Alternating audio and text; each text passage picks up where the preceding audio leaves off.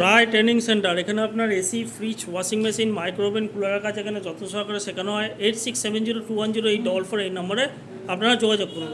দেখুন আজকে আমার স্টুডেন্টরা কী করছে, মাইক্রোওভেন কাজ শিখছে। এখানে আপনার 90% প্র্যাকটিক্যাল, 10% এখানে আপনার থিওরিক্যালের সাথে কাজ শেখানো হচ্ছে।